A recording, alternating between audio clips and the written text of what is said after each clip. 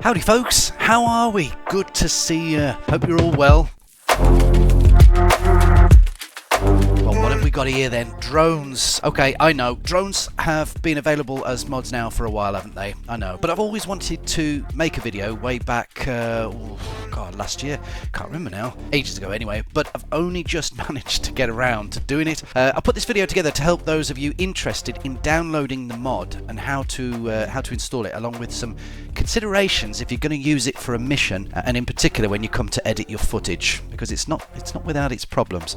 I'm also putting this video together to give you a little bit of a channel update. However, before we get into that, I just want to remind everybody about Beam Eye Tracker. Now, they've got a sale on at the moment, so you might want to grab a copy.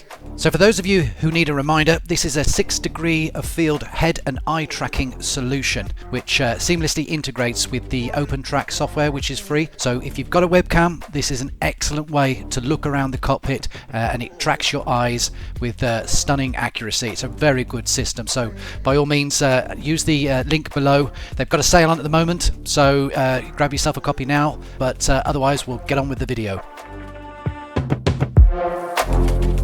I've spent some time with the crew, Fobolt, Keaton and Dave, and we've been flying around doing some of these missions. And as part of the role-playing element that I've been doing lately, I've managed to get some footage together of a number of flights. Problem is, the flying overtook the editing, so I've got a ton of footage to go through and edit. But I think in the end, what I have for you will be, honestly, my best piece of work I've ever put together. Certainly in terms of the technical aspect of it, the slow motions, the timings, the cuts, the angles, all tying in nicely with the dialogue, the effect I wanted to demonstrate. I tell you, I'm really looking forward to posting that soon. My target for it was a couple of weeks ago, but it's that big that it's just dragging on. There was a couple of other things that just didn't work, and actually some of that was down to the drones, which we'll get into in a moment. My only concern is that the film, once I'm finished with it, might be a bit too long, so I'll probably end up uploading it and then doing smaller segments of it, releasing that over time. But honestly, you're going to love this. In fact, I've made a smaller trailer which I'll bolt onto the end of this video, and it gives you a little taster of the scenarios that we're going to be up against. Have a look carefully actually when you watch it, and you'll see the different missions being showcased within that segment. It's only a short segment, so I'll probably upload it as a short as well. But anyone flown in a sandstorm before? Me neither, and let me tell you, that was very interesting. How about unplanned system failures? No, me neither, and I honestly had no idea what was going to go wrong, and I can't wait for you to see that. Right, drones, let's get into this. Okay, first things first, let's get the mod and let's get it installed. Head over to the digitalcombatsimulations.com website, file 332871, or search Shahed, but don't worry, I'll put a link in the description so you can get straight there. It's at this point now, I may as well credit Bestiagez. Hopefully I said your name right. Sorry about that. Good work here. I tell you, well done, because attention to detail is amazing. So if you're going to go over there, give him or her just a little thumbs up or a thank you, because after all, people put a lot of time into these things, and it really does mean a lot when someone gives you a thank you or a compliment. Okay, so once you've finished admiring the image, hit download and head over to the newly downloaded file. Once there, unpack it. There's a lot of compression type files out there, but the most common are zip files or 7Zs or RAR files, as you can see here. This one's a RAR file. If you need a utility to unpack these things, Google 7.zip. I'll put a link in the description for that too, actually, so you can download that. It's a lightweight thing. It's pretty useful. It can unpack pretty much every single compressed file, I think. But anyway, right, unpack it and extract it into a folder. Your utility should give you the option to unpack to a folder matching the name of the compressed file, as we can see here. Once you've done that, cut it if you want to move it, or copy the folder to here. Now this is where your save game folder is. By default it should be C, users, then your name, save games, DCS, mods, and then aircraft. Just paste your folder into there, and that's it. You've installed the mod. Some mods need to go elsewhere, but planes and drones go here. Now, my C drive is getting low on space, so I'll be moving my save games folder to another drive. You can do this by right-clicking on the save game folder and changing the location tab. So if you'll see when you right click on it, you'll see a locations tab. Just put the newly desired location in there and it'll move everything for you. But as always, before you do anything, just do a quick backup of it first. But really, you should be good to go. I've given you that little extra tip because I was talking to a few people recently about it and they didn't even know you could do that. So if you are getting low on the C drive with a lot of mods that you're installing, you can just simply move the save game folder by just changing its location. So right click on it, find the location tab, and that's it. It should move it all over. Right, okay, using the mod and things to look out for.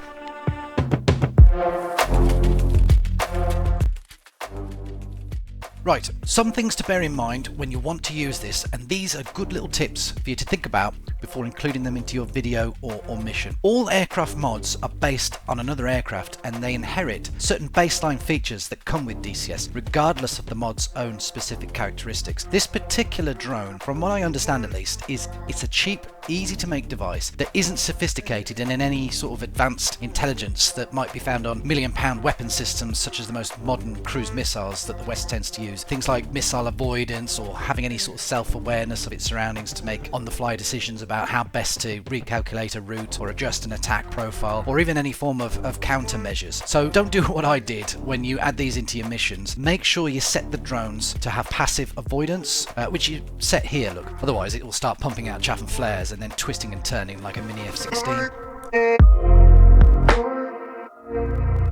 Kamikaze, right?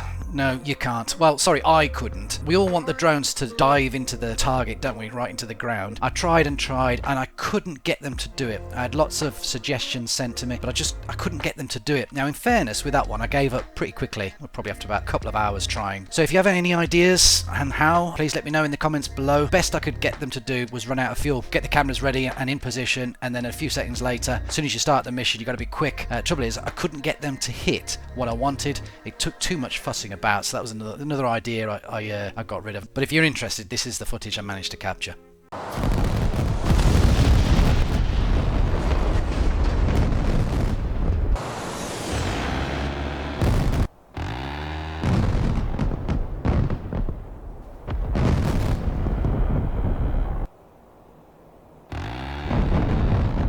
What I created instead was a lot better anyway, and you'll have a quick glimpse of that actually at the end of this video.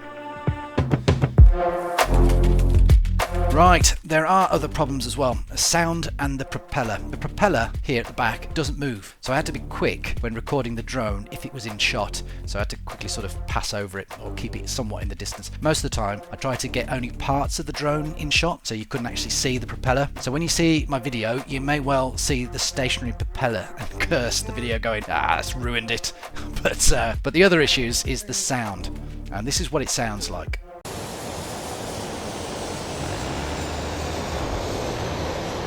Now I did come up with my own. I recorded it from a video, from a YouTube video I think it was, that had the drone approaching, and I found within the first few seconds of the video there was just long enough, the tone of the drone remained long enough for me to capture it. But then of course the problem is the flyby. You can't just fade a sound in and out and say it flew by, because otherwise it sounds like this. You need the tone to change as it passes, so you have to edit the file to fade in and change, or rather fade into it, a change to the pitch. Now I got lucky here. I used Premiere Pro and CapCut. Now CapCut I am slowly falling out of love with. You get used to using features that are free, and then suddenly mid-project they put these features behind a paywall. Anyway, as luck would have it, there is a feature called low battery in the audio effects page that when applied, just by stunning coincidence and good fortune, it made it sound like this.